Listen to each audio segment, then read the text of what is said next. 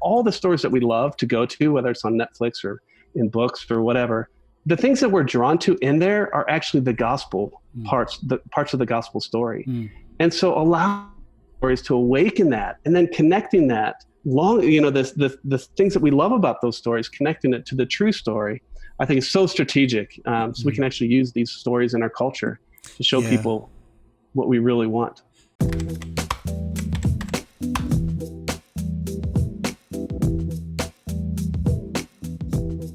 Everyone, welcome back to another episode of The Naked Gospel. It is our hope and vision to see a revival of sexual integrity and dignity throughout the entire bride of Christ. I am your host, Shane O'Neill. Today I'm joined by Dr. Paul Gould.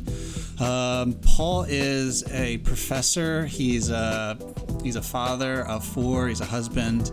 He's in the midst of moving. He'll talk a little bit in his intro about what's going on in his life so you get a better feel for who he is. Today we're going to be finishing up our mini-series on imagination. We're going to actually be talking through the significance of story. Story is important when it comes to like sexual ethics because fantasy is a story. There's stories that we go and inhabit stories that we like better than our own life. Porn is categorized into genres, and so like even that is reminiscent of story, and we find the story that we most like, and then we go to that place. So this conversation on stories is really important. So like, what is story, and like what is like the gospel story? Because if I don't know that, then I can't inhabit a different story. Most of the time I've been told in Christianity that I just need to like believe better or try harder or whatever. But this idea of like Jesus coming into my story so that I could then be a part of his story has started to animate a lot of my life. So we're bringing in Dr. Paul Gould to talk about this, who's something of an expert when it comes to cultural apologetics. His book, Cultural Apologetics, is incredible. It was Christianity Today's Book of the Year. And if you're interested in culture and apologetics, then I definitely recommend his book. We'll probably hear more about it because we'll use some of his methodology as we talk through it. So I'd recommend that. If you guys are listening into this, would love just some kind of positive review after the fact. If you are listening in, we do record these. They're all on YouTube, so do check that out. And subscribe, continue to track with us. And if you guys have any suggestions of people that we could record on in the future, please let us know. We love doing these interviews and want to do some of the people that you guys are interested in. So without further ado, let's jump into a conversation with Paul Gould. Dr. Paul Gould, thank you for being on with us again. Last time we actually had somebody walk in mid-recording, so I don't think that'll happen again this time, but I'm just looking forward to it. You never know. Yeah. So thanks for being back with us. Why don't you go ahead, for people who maybe didn't see the last episode, go ahead and just tell us a little bit about yourself. Yeah, sure. Hey, it's great to be back, Shane, and really look forward to our conversation today. Let's see. So married to my wife, celebrating our 25th anniversary this summer, which is kind of crazy. Congratulations. Got married really young. And then, we've got 4 kids, and 2 are in college, high school and middle school. Let's see. In terms of our journey, we've been campus ministers for about 16 years of our marriage. And then I've been teaching philosophy and apologetics and things for the last decade or so. And then the big news, I guess, that we're in the midst of as we're recording this is that we are in the process of moving from Texas to Florida, where I will take up a new position at Palm Beach Atlantic University in West Palm Beach, directing a new MA in philosophy of religion. So if you're interested in that, your listeners are interested in that, they can join us down there in sunny Florida and talk about philosophy. So anyway, that's a little bit about who I am. Cool. Yeah, no, thank you again just for joining us. This will tie up really well the end of our kind of mini series on imagination. Want to specifically get into story. We've talked quite a bit with different people about imagination being the faculty that puts meaning in kind of the data that we see. Like otherwise it would just be kind of just raw data, and then all of a sudden it's impregnated with meaning. And so imagination helps us to engage the meaning that's actually there. I think story goes along with this because those meanings aren't just static. You know, we don't just live in a static way. We go through life, we know people, there are themes in our life. And so I want to engage this piece of story. I think it applies specifically to the conversation of sexual integrity, sexual dignity, and sexual ethics because fantasy is a story. You know, like even when people watch porn, they look at a certain genre of porn. And so like that's a specific kind of story. So whether it's fantasy or it's lust, even like hookup culture has its own story for sexual ethics and whatnot. And so I want to look specifically at just story. You talk about story quite a bit in your book. And so I was just wondering, when you talk about story, what do you mean by story? How would you define even story? Yeah, that's good. So can I begin by making a few observations, and then that will sort of build toward a sort of tentative definition of story. But please. I mean, when you think about it, stories are this kind of thing that somehow awakens things within us, whether it's emotions and longing. It invites our participation. They seek our allegiance. We want to escape to them. And in many ways, they do reveal meaning. So we can come back to that as well. But I think, so here's a tentative definition, and then I'll just say some things about it. But I think a story is a dramatic account. Like you said, it's the pulling together and the binding together of ideas and events and agents and images into an intelligible pattern. So that's maybe just a base definition. But behind that, a couple thoughts. Stories, it's important to realize that stories are ordered accounts that actually, I think, reflect the order and coherence of existence itself. And so I love how one theologian describes stories as ways of seeing in the dark, and we have this human impulse that there's meaning to the world, that our lives matter. And so stories are kind of these, as someone put it, this primordial sort of yearning toward our origin, toward our pilgrim's quest, and then of course towards the end of all things, the end of our lives, and the end of all things. And so, there's this question. There's these two.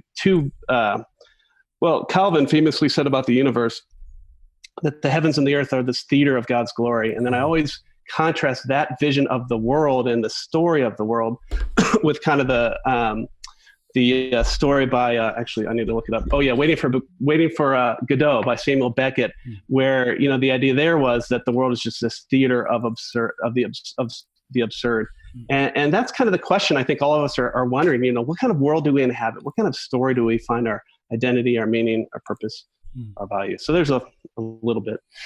No, that helps. I think it would be probably helpful at this point to clarify. So if I were listening to this, a hang up that I would have is running into, because story is like a huge tenet in postmodernism. So I could even see like listeners having kind of an allergy to this kind of conversation because story is so easily subjectified. Your journey, your story, that kind of language is used. And so when it comes to story language, do you view it individualized that way, or do you mean kind of like a meta story, or how are you approaching story? Yeah, so I mean, just making some distinctions I think would be helpful here. So we want to just say two things. Many people have noted, philosophers, sociologists, anthropologists, that we are narrative animals, that we are storytelling creatures, that we're story listening creatures. I think Alistair McIntyre, who wrote this sort of famous book called After Virtue, there's this famous chapter 15 in there where he says, you can't even know what you are to do and how you should act until you understand which story you are a part of. So yes, part of it is this fact that we are narratival animals. Hannah Arendt, who's another philosopher, said, you can't even understand who you are. So here's the question of identity until you know which story you are a part of. So that's the first thing I would want to say, is that we are storytelling animals, storytelling beings. But then I would just want to make a distinction between, and maybe three layers of kinds of stories, right? So we have our individual stories, and then we have what I would want to call the true story of the world, that I do think, to push back on maybe the postmodern mood, that there is a way things are, or a divine drama, a true story of the world. And then, of course, there's the stories within culture, the narratives, the fiction, the stories that we're drawn to. And there's some interesting connection between those stories, the stories that we tell, the stories that we listen to, the stories we like, and some deep human longings that I think connect to that ultimate story of the world. So yeah, just make some distinctions. Of course, we all have individual stories, but they connect, I think, to an overarching story, which is all of us, I think, are on a quest to discover that true story of the world. Does that help a little bit? Yeah, very helpful. I think maybe a question it takes me off my notes a little bit, but I think it's helpful. So when it comes to, so the word maybe like worldview has been kind of in vogue a lot. Charles Taylor has brought into focus maybe social imaginary as kind of an alternative that might be a little bit more focused in its lens. It strikes me that kind of whatever you think the gospel is will inform the way that you read the scriptures and the way you try and live. So if you believe, for instance, that the gospel is a set of propositions, right, that you then believe, then of course your discipleship is going to follow that. I think James K.A. Smith writes a bit onto that. So he uses the language of knowledge acquisition. So then like the best disciple is going to be the one who reads the most scripture or memorizes the most scripture. What I hear you saying is that the gospel is a story, and it's a story that we, to use Smith's language again, inhabit. And so the Christian journey is really inhabiting God's story. Is that an accurate representation of what you're saying? Yeah, absolutely. I think that's right. In fact, I've started I still like the worldview language. I get that. There's a place for that. But I think story is actually a better word than worldview, because it shows, worldview is kind of like a static picture, a snapshot of, the propositions you hold, like as you just put it. But a story, I think, helps us understand the ongoing nature, that we come into the world, even our origin, we come into this world as part of an ongoing story. We take up our place, and then eventually we will enter the story that goes on forever in eternity. And so that's why I actually like the idea of story over worldview, because I think it's broader. It's not merely static, but it's, over time. But same idea, I think, just a little richer term. That's helpful. Thank you for playing that out. So I want to pick up on one more in particular language piece, because you use a pretty, it's a nifty methodology in your book, Cultural Apologetics, of enchantment, disenchantment, re-enchantment. And I was wondering if you could fill that in a little bit by what you mean by enchantment and what you're inviting your readers and currently your listeners into when you use the word enchantment. I think the most helpful entree into that idea of disenchantment, enchantment, for me has been C.S. Lewis. And in the book, so you'll be familiar with this, Shane, but in the book, I talk about one of his, really the essay that unlocked for me Lewis, that is not a well-known essay. It's called Talking About Bicycles, and you can find it in a little book called On Present Concerns. But I remember as I was writing the book, reading that little essay by Lewis, and it really unlocked all of his work. And then it unlocked Tolkien, I think, as well for me. But in that little essay, he's using the bike as a metaphor to talk about pretty much everything. And he says this, and so I'll just kind of run through what he does there. He says, with respect to the things around us, we go through 4 basic stages. And he imagines a child who, is born into the world, surrounded by all these adult gadgets. And to them, the child is dead to them. So he's unenchanted toward them. It means nothing to the child. So that's the first stage, is unenchanted. And then he takes us to, the moment when, for example, I've got kids, and it would be that moment when they're learning how to ride their bikes and the training wheels come off, and suddenly they're riding that bike and everything is as it should be. And there's joy, there's happiness, there's freedom. And he calls that the second stage, which is enchanted. And the idea there is that, we experience the world as it ought to be. That's the second stage. But then he says that we pretty quickly go from that enchanted stage to the third stage, which is disenchantment. And as he describes it, riding the bike becomes like the oar to the galley slave. It becomes work. I can remember growing up, I rode my bike everywhere and I hated it after a while. It just was a chore. And so that's the third stage. That's where we're disenchanted toward the bike. And Lewis says that pretty much we become disenchanted toward pretty much everything in our lives. But he says that we need to press through the disenchantment to the fourth stage, which is re-enchantment, and what he means there is that we would begin, for example, with the bike, to enjoy the bike as gift in creaturely response. And so there's kind of the fourfold, unenchanted, enchanted, disenchanted, and then re-enchanted. And I really think that's helpful. One last thing, when I talk about the word disenchantment, what I usually mean, because there's a lot of nuance to the word, is that we no longer see the world in its proper light. So it's a kind of perception of the world. And if we don't see it the right way, well, then we can't enjoy it the right way and value it the right way. And so when we re-enchant ourselves and when we re-enchant the world, the idea is that we would begin to see the world the way that Jesus does and delight in the world the way that Jesus does. So that's basically what's going on with the words. I think that helps bring us back even again to the significance of imagination, that the things around us, even the relationships around us, it's not just like static objects, but they are all rich with meaning.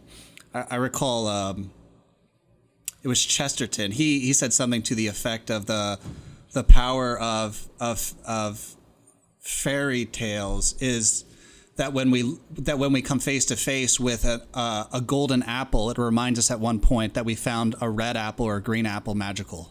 You know, it's like what's normal there is normal here, but when we see what's normal there, it's novel to us and it enchants us all over again. And then all of a sudden it's like a red apple. That's crazy. So I think that hits a little bit onto what you're saying. Is that fair? Yeah, absolutely. That it even Tolkien in his essay on fairy stories, you know, he talks about how fairy stories provide escape as we enter into those stories, and then they provide consolation. They comfort us. And then they provide recovery. And he actually talks about they clean our windows so that when we enter back into the primary world, like you said, we can see things again and appreciate them in their proper light. And so, I think it's a great example. The golden apple helps us to see the red apple. That's a great example of what I mean by re-enchanting the world and beginning to see it, I think, the way that it actually is. Okay, so I want to do for this what we did for story, because enchantment... typically, I think maybe at like a kind of a pop cultural level, like enchantment has this idea of being stuck in a world that's not our own. You know, whether it's like it's enchanting, like I'll see people will say that about like even like pornography, like it's enchanting, you know, and so even something like in the first book of the Chronicles of Narnia, the children get trapped in what's it called? The wood between the worlds. Yeah. And when they initially get there, they're convinced that they've always been there, and they forget about their previous life and forget what they're even there for. And they're in danger of just being stuck there forever. And they have to remember where they came. And so like even something like that, I've heard people characterize that as being enchanted. All of a sudden, like a siren's call, you're being fixated into something that might end up killing you, you know? So when you say enchanted, it obviously means something different. But there's a contrast there. Are you able to play out that contrast a little bit? Yes, I know, it's funny.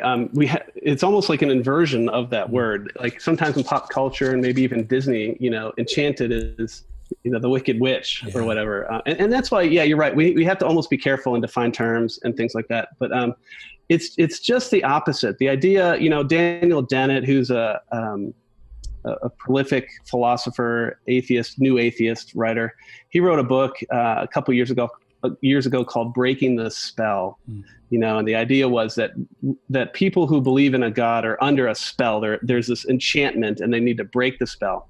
But I would just argue the exact opposite. That those in the world that are disenchanted, that are under this, that see the world as emptied of the divine, are actually the ones under the spell that need to be reawakened to reality. And so, that's interesting. I would want to say that there are false re-enchantments and that we need to be aware of those because we all long for more, whether it's going to pornography, whether it's going to virtual reality, whatever it is. You know, we long for something beyond this world that's going to pull us out of the mundane.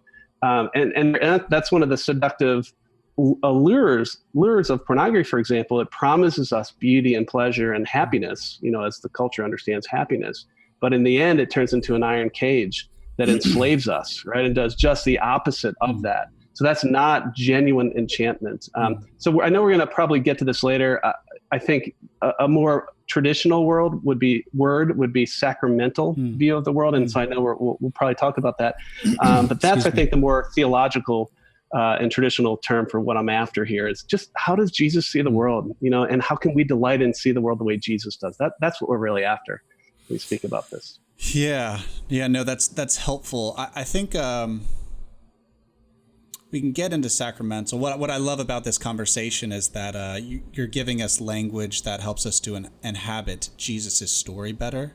I think that's significant because the words that we use are they're the concepts then that they shade in, they color the rest of the world around us. So I do think the conversation like this is important. When it comes to, before we get to sacramental, how would you, even if it's like something simple, it could be long and complex or simple, it doesn't matter, but how would you articulate maybe like what the story is? If people are used to looking at the gospel as kind of just maybe an atonement theory or something like that. It was like Jesus died and now he rose and we get to go to heaven. Or like, how would you articulate what the story is? Yeah, I think that you can summarize it in 4 words. And this is my favorite way to summarize the story of the Bible. And it's not from me. It was a pastor friend of mine from years ago gave me this, but it's the idea of home, away, and home again. And I think that that's a great summary of the overarching story. So in the beginning, this will be familiar to you, Shane. In the beginning, God creates a place, right? And he creates a place and he creates a people and he creates a purpose. And you read about this in chapter 1 and 2. And then pretty early on as well, in Genesis 3, we become away. So man takes upon himself to meet his and her needs in our own way and not on God's way. And so we become away. And basically from Genesis 3 to the end, it's a story of God wooing us and pursuing us and bringing us back home again. To me, I think that's a nice way to understand it. And I actually think that's what I like about that way of understanding the story of Scripture is it's also, I think the home is one of the best metaphors for our lives. About our life, each of us live in a home, and every day we get up and we go to work or hang out with our friends only to come back, we're away, only to return home again at the end of the day. And so it's kind of the rhythm of our lives. And I think we embody the gospel story, God's story, every day. They're kind of daily reminders for those who have eyes to see of this deeper reality, that there's this purpose. All things are from God and to God and for God and to God. So that's pretty basic, but that's, I think, a helpful framework. No, that's really helpful. There's Corey Latta in an interview. He brought up the point, and it's been kind of just a worm in the back of my head since he said it, but he said it's striking that the most popular pornographic genre is family, whether it's like stepmom or stepsister or whatever, but it's related to family. And so even in porn, people looking for family, for home. But yeah, even as as he said that, he realized that it's a gross abuse of family. But it doesn't matter where we are; we're still always looking for family. So I think that particular motif or theme that you're drawing out is a salient one. It's a significant one because it plays everywhere. It plays absolutely everywhere. And even if you think of you can unpack, what is it about home that we long for most deeply? And it's, I think all of us at the depth of our human heart, we long to be known and to know, we long to belong, and we long to be accepted and to be present with the beloved, and so even in pornography, I mean, we're going to these deep human longings that are God-given, and we're seeking fulfillment in these false objects, right? That aren't ultimately we're not known, we're not going to be known, we're not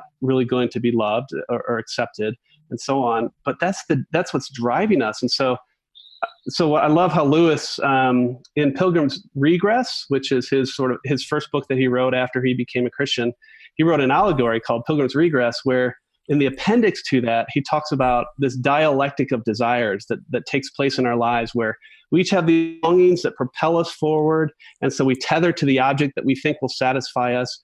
It doesn't satisfy, so we untether and then we retether to something else. And he says if we follow this dialectic of desire faithfully, it will ultimately lead us to the object of our longing, which is God. And so that's what I think we can even learn from our obsession with pornography, for example, or anything really that's an idol in culture, is that there's something good and right about the longing. We're just, we're thinking that we're going to satisfy that false object. And so when you have to untether and then keep pursuing till we find the object that actually satisfies us, which is God.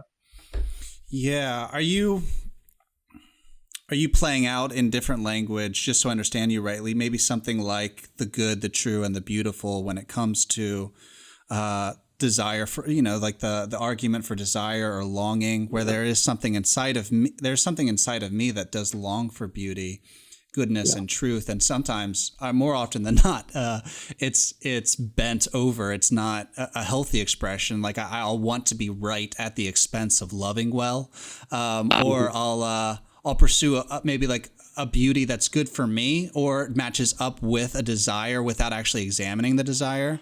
Would that be? Am I understanding you rightly when you're talking about that?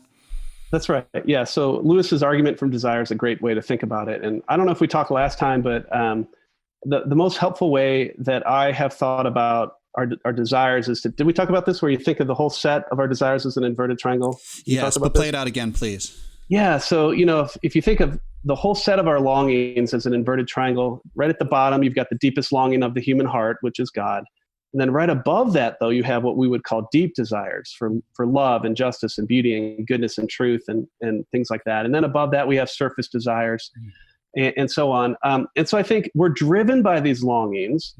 And so when we tether onto an object, if it doesn't satisfy, I think sometimes, Lewis calls it, there's like these different replies. There's these different responses we can have. I think he calls it the disillusioned sensible man, who basically says, "Oh well, I shot for the moon, and there is no rainbow at the end of the rainbow, and so I'm just going to live life. This is as good as it gets." But he says the Christian way is to press on, to untether from that, and keep seeking the object. That quest, and that's where story comes in, because in many ways, people have noticed that humans are, in fact, they use the Latin term, we're homo viators. We're men and women on the way. We're pilgrims on a quest. And if you think of our life like a story, I think that helps us see that, we have two choices. We're either a wanderer who goes from bite-sized episode of pleasure to bite-sized episode of pleasure without any direction or goal, or we're a pilgrim on the quest. And so it's not that these longings are bad, they're God-given. It's whether it's how we respond to them, right? Do we just wander from episode to episode with no direction, which I think is the trap, the iron cage of something like porn or anything that you could become addicted to? Or do we use that to propel us to the true object of our longing, which is ultimately found in Christ? So. Yeah. No, that's really helpful, Paul. Thank you. I want to pick up on that piece, sacramental again. So there are going to be a few different groups of people who are listening to this. One, they have no idea what that even means. Two, would try and maybe dissect it by saying, okay, like sacrament, but isn't that a Catholic thing? Or maybe like a high Anglican thing. And then the third category would be people who know exactly what you're talking about. But there are still two categories that have maybe no real idea. So can you play that out? Yeah, and it's funny, so I'm speaking to you as a Baptist, and so we're not known for sacramental ontology or anything like that. So first let's distinguish between sacraments and sacramental. Okay. Sacraments would be the ordinances of the church that are supposed to infuse, they're kind of rituals of the church, use instances of divine grace in special ways, and God's particular and manifest presence show up in these sacraments. So for example, the Catholic Church I think they have 7. My tradition, we usually have 2, baptism and the Lord's Supper, and so on. So those are sacraments, but I'm using the word sacramental as an adjective to describe the universe that God has made. And there's actually, what's so interesting about this has actually it's actually part of my current research right now, where I've been reading a lot of theologians over the last year who are all talking about a return to the great tradition, is what it's called. The great medieval synthesis of Platonic and Aristotelian and Christian thought that became the dominant way of perceiving the world for the first 1,500 years of the church. It's now just called Christian, and largely that was a sacramental view of the world. So what do they mean when they say that? It would basically be the idea that you can't define nature without reference to God, right? And so in fact, theologians are talking about a theological turn to our definition of nature, where we don't just go to science to define what the world is, but we have to, just like Calvin said, you understand man unless you understand God, and vice versa. The same is true about nature. You can't understand nature without reference to God. So it's the idea of two things usually. Number that is present and active in the universe that he has made, and number 2, the universe And so the universe participates in God in some sense.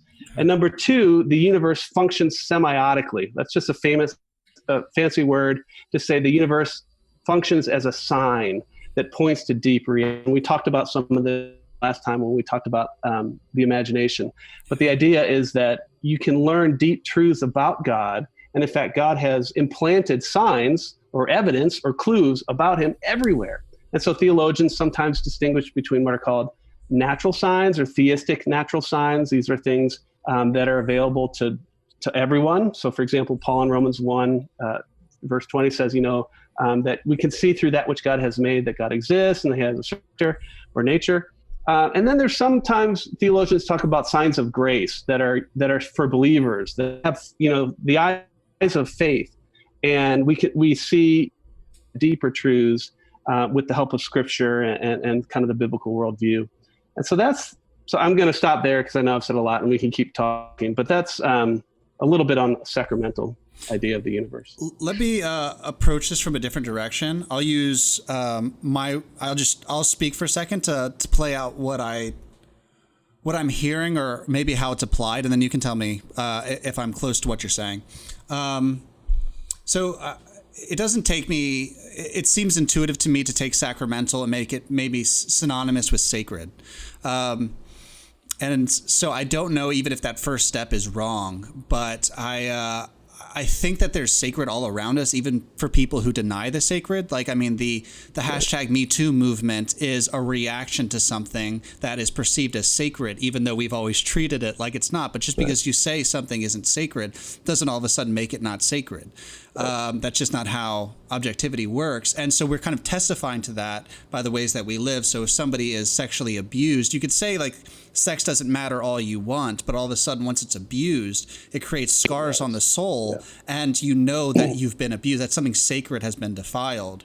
And so like an approach then would be maybe apologetically or culturally apologetically is figuring out what is sacred to somebody. So if like women's rights are sacred to somebody, or like even like social liberty or whatever, figuring out why that's sacred, and then like helping them to see that they do in some sense believe that there is an objective truth because it's worth fighting for, maybe even worth dying for.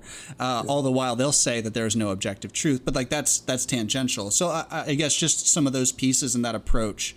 What do you think of that? I think that's right. I think sacred is a great word. Reality is sacred. We talked about last time this great quote by Wendell Berry in his little essay on poetry, where there's nothing in the universe that's not sacred. It's either sacred or desecrated, basically. So all is a gift. All is sacred. Lewis's word that helped him understand was holy. All is. And I think even in apologetics, we don't have to use the word sacred or sacramental. I mean, I think we could just talk about the word value, right? And I think that's what you're getting at there, that there, we just know if we intuit it, even into our own, there's this big debate, is there any value in the world? Is there a moral landscape in the world? But I mean, there's a very simple test, right? That everyone knows that can show that there is value in the world and that we matter and that we're sacred. And that test is simply to look inside introspectively our own hearts and ask the question, do I matter? Right? And I think the answer introspectively as we look inside is that we know that we are valuable, right? We know we are sacred. And that's exactly what you said with the Me Too movement.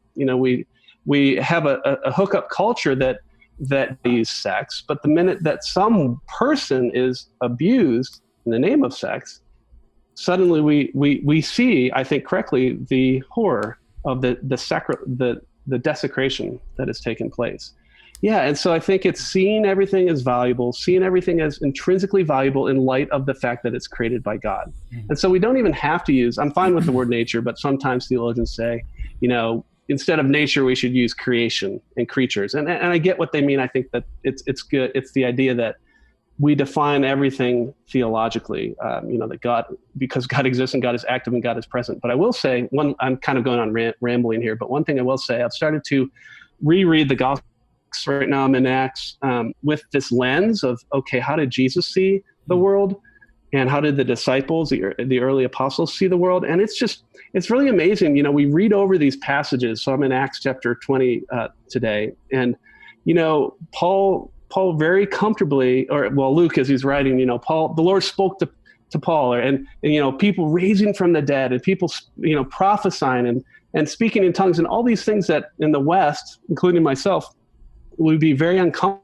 I think if somebody says that, he rose from the dead, or the Lord spoke to me audibly, that's just completely natural. And I'm sitting here wrestling with, Lord, this is their experience of the world. And however that looks today, I know that there's all these theological debates about how you make sense of, what church, the church age and so on. But Lord, whatever it is that, I'm missing from you, I want that, because God is present. He's right here. And that it's really been helping my own spiritual walk, to think in these ways and think in these terms. Paul, I'm going to tease you for a second, but between the language of enchantment and sacramental, even like liturgy or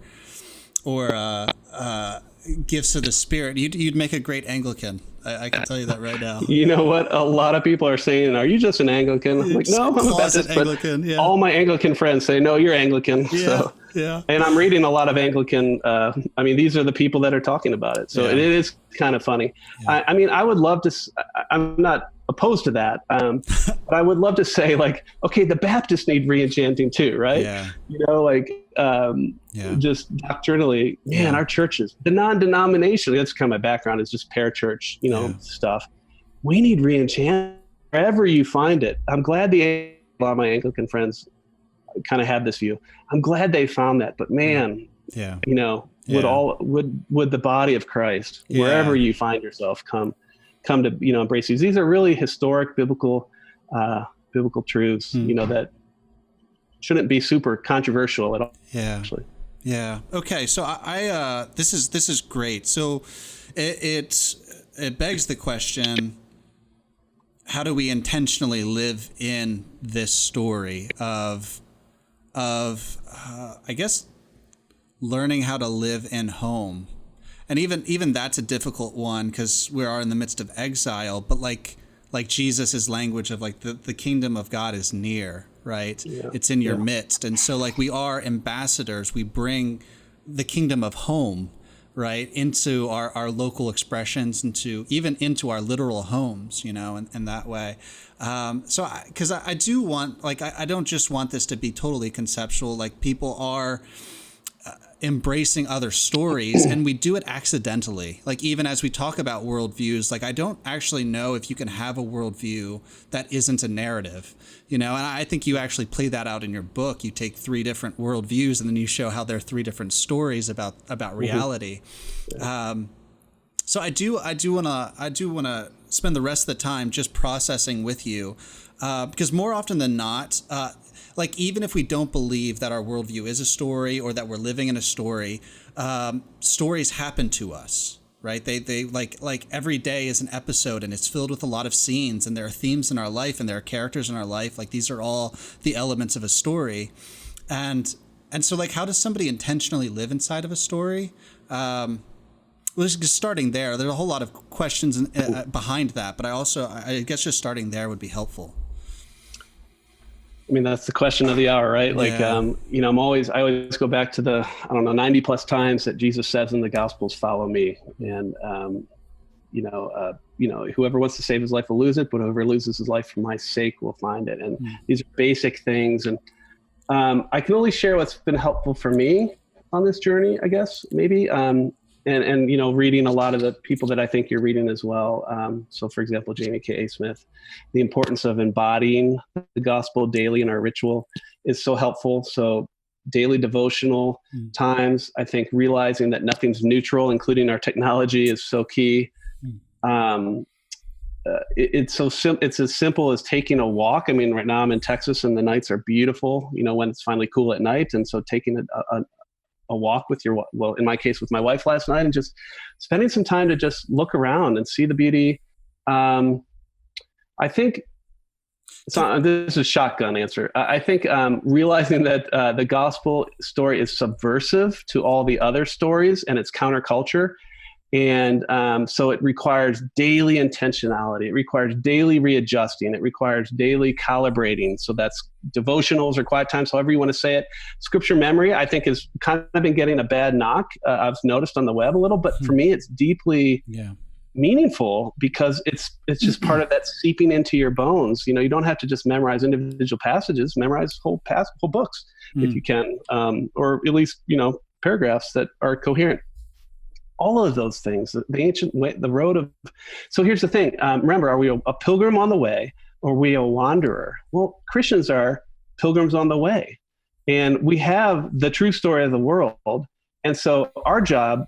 So I guess the last thing I'll say in my rambling answer is something that was so helpful to me was you had recently interviewed Peter Kraft, and his book, Back to Virtue, which is a great little book. Have you read it? I haven't, no. Oh man, it's so good. But in there, he says that we've lost the roadmap. This map with a little X that says treasure here. And so we've lost this, what he calls the sevenfold picture of man or human beings. And so I spent a whole season, I did a whole podcast season on the virtues, the 7 classic virtues.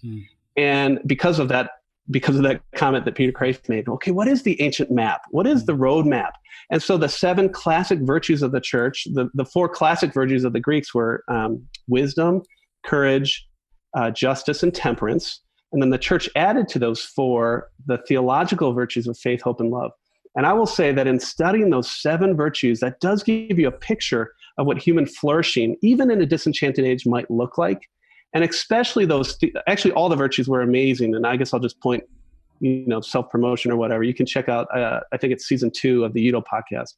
And we walk through all 7. But the three theological virtues were so interesting and really helpful, meaningful, where you learn that faith, is the virtue that gives you eyes to see the way, and hope is that virtue that sustains you on the way, and love is that virtue that compels you, to the successful completion of that journey and finding union with God. And so things like that, immersing ourselves in the deep truths that are available to the Christian tradition that because we're in an intellectual age, we're just not aware of. I think that those are so key if we're going to actually recapture this robust sense of faithfulness to Christ in a disenchanted age. That's helpful. Yeah, because we're always looking for story. I mean, that's why even right now, like something like Amazon Prime or Netflix or whatever, like their viewership is higher than it's ever been in recorded human history. Like YouTube, like we're addicted to story, even as maybe we deny that it exists. So we're all like searching, but most people are searching accidentally. And so I don't know if that could qualify as seeking or not, but that's a different conversation. I think you made you had a helpful phrase in your book. It was something like before we can engage story epistemologically, we have to engage it metaphysically. Your point there was like before we just start taking individual parts and trying to like re-understand them, the whole frame of our reality needs to shift. And like actually just acknowledging maybe that we live in story is probably a really helpful step, I imagine. I think for me, because this has been it's not just visual, like it's actually done things to my heart. And it's associated with the gospel because I don't actually know, this is a big statement, I don't actually know if I can inhabit God's story until I realize he first came into mine, right? So like he doesn't say, hey, come here. Like he comes and he hangs out with me. He tells me parables and talks to me. And then he says, come follow me. Right. And so I don't have to go somewhere and just like try and figure it out. Like that guy did it first. He did it perfect. I don't have to do it perfect. I just have to follow that guy.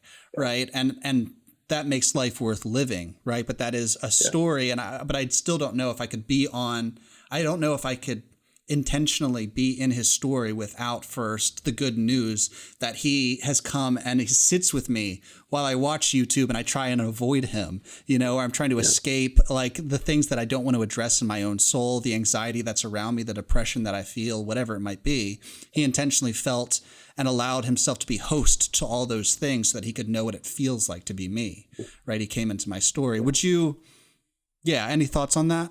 Oh yeah, yeah. So a couple thoughts. One, you're right. So the question isn't what story do you, and I mean the question is of all the competing stories, which one understands you, right? Because they're all out there. They're all seeking your participation.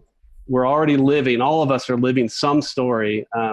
Which one understands you? You know, and obviously, I think we would agree the answer is the gospel story. You know, the true story of the world is alive and it understands you. And another thing though is I love. I don't know when you've talked to Holly Ordway. I don't know through Essay on Fairy Story by Tolkien a little with her, but what's so powerful about Tolkien writes this essay on fairy story in the midst of writing The Lord of the Rings, and he does three things in there that have been actually transformative to how I view story. One is he makes this distinction between primary belief and secondary belief, which we all get. You know, and he says that when you enter a good story, you know, you take on what's called secondary belief, where you exhale, you know, when the hero escapes from the hands of death and the lovers, you know, get together, you have joy, you know, you take on the story as if you were a part of it. So he makes that distinction. Secondly, though, it's something really provocative there. He says there's this kind of story that we all long for. You know, it's a story that has at least these characteristics, you know, that victory is snatched out of the hands of defeat, and love is eternal, and there's a happy ending, and there's a magical world, and we all long for this. Yet, you know, the intelligentsia tell us there isn't any story like that, right? They tell us that you know, the world is just mundane, and you know, often evil triumphs and so on. And then Lewis asks, well, why do we long for that story even though we're told there isn't that story? And this is where I think his essay becomes really brilliant.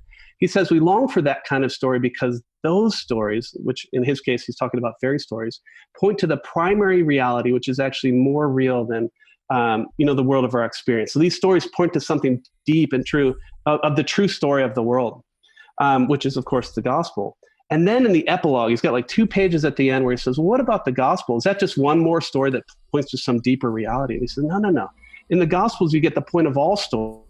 And the point of all stories is Jesus. And he says the gospel is different because you have, you know, the incarnation happened in history and the resurrection happened. And so it's not just one more good story that you can put down and get back to life, but it's the true story. And so what I've learned from that is that all the stories that we love to go to, whether it's on Netflix or in books or whatever, the things that we're drawn to in there are actually the gospel parts, the parts of the gospel story. And so allow stories to awaken that, and then connecting that you know, the things that we love about those stories, connecting it to the true story, I think is so strategic. So we can actually use these stories in our culture to show people what we really want.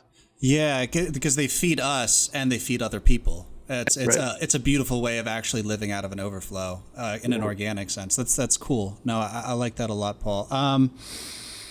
Okay, so engaged that quite a bit. So when I was listening to you, I was listening to a podcast of yours. It was several months ago, and there was something that Jesus was teaching you when you're out, when you look at color, see birds, I hear birds and those kinds of things, to start actually interpreting them as kind of an analogical sense of like, oh, this is what God looks like. This is what God actually sounds like. And that's been I've been like practicing that. And I love it. I really love it. It's so cool. Yeah. So can you actually share that with people? Because that's a really tangible way of actually intentionally knowing him in your story and being a part of his story simultaneously, even as you go for a walk, or if you like just sit at a park, or you're out on the porch or whatever. Can you explain that? Would you mind explaining that? I'm not actually sure what you're referring to in my podcast.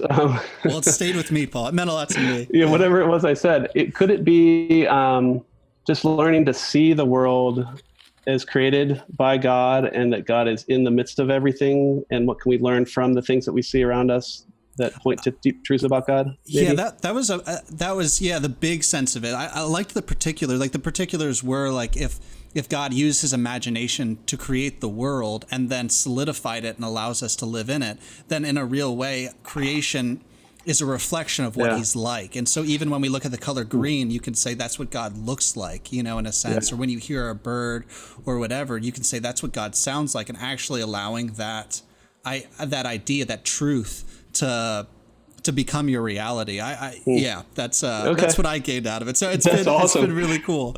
Yeah, no, I'm not remembering that conversation, but I will say lately I've been reading, so I've been working on some research. I'm writing this essay, defending my metaphysics. It's a 4 views book, and I happen to be what's called a Christian Platonist, but we don't need to go there, about things. And so I'm actually arguing for a sacramental view of the world, because that's really what the tradition held to as a Christian Platonist view.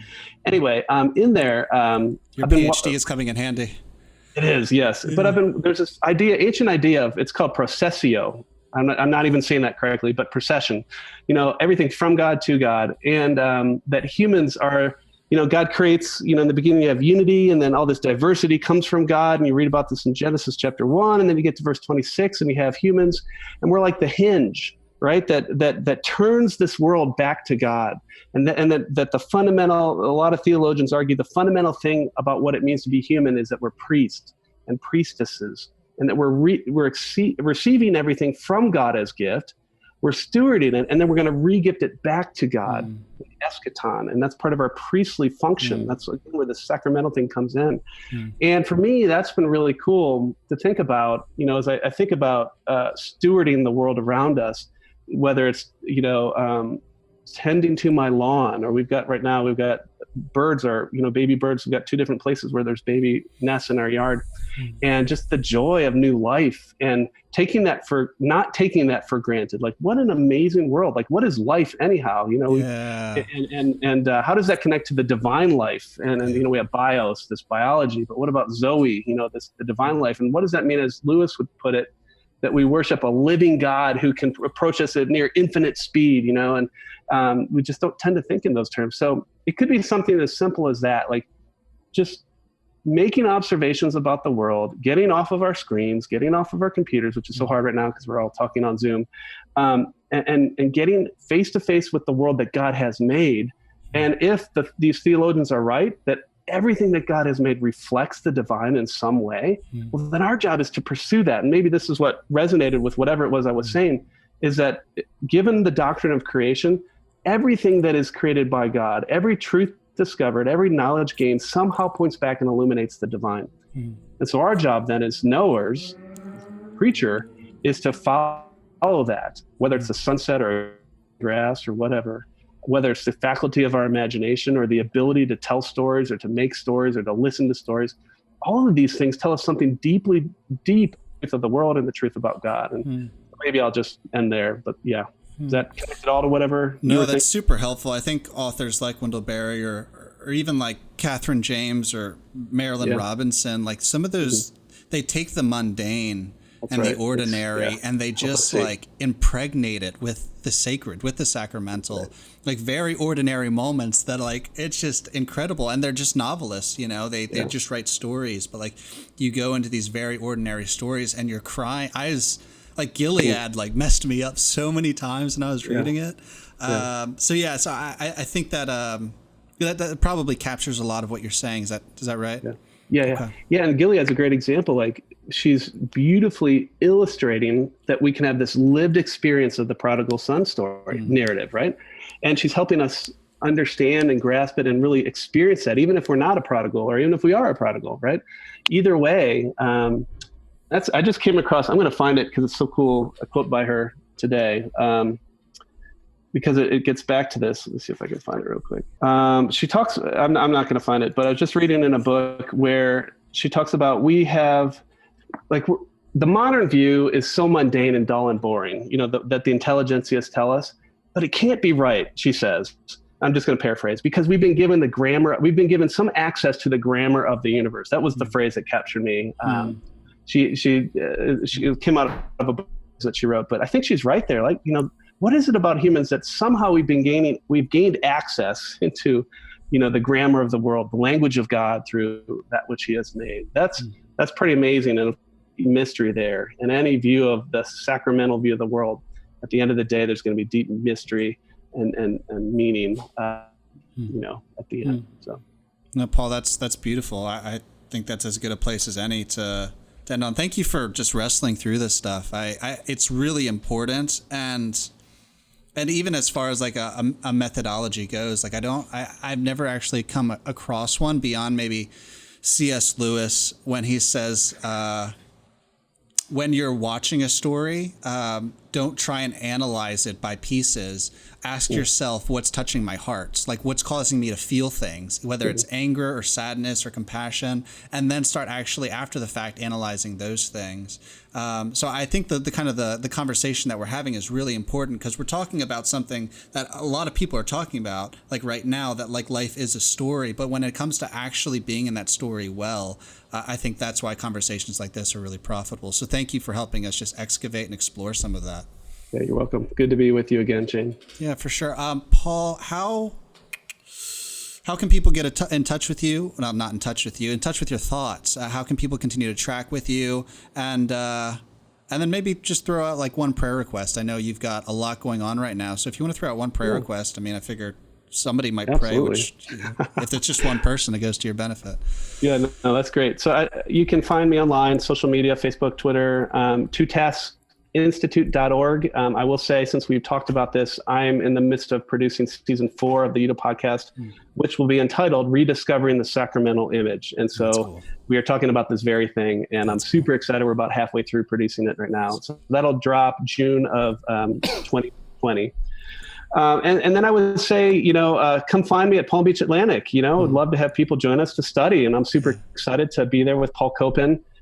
In terms of prayer requests, thanks so much for asking. I would say pray for wisdom. We've got a lot of moving parts. As I speak to you now, Shane, this is quarantine summer, with the pandemic. And so there's all these question marks. We've got kids graduating high school, going off to college, new schools, new job for me, and so on. So just wisdom and God's provision and guidance as we sell a house, buy a new house, and get settled into my new role, which I'm super thankful and excited for at Palm Beach Atlantic. Appreciate that. For sure, man. For sure. I know that'll be an awesome program. So I'm excited to see what comes of it, and excited to see you guys taking on that journey. It's unfortunate, and that's where my prayers go when I pray for your family, that you guys are having to go through this right now.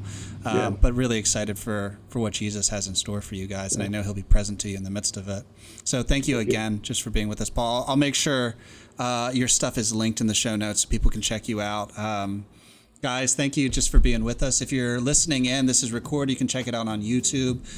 If you guys are watching this, subscribe, continue to track with us, throw us a like, it helps us. And then in the comments section, continue just to let us know people that you would want us to interview and dialogue with. We take your suggestions very seriously, and we want to dialogue with the people that matter to you and are influencing you. So let us know.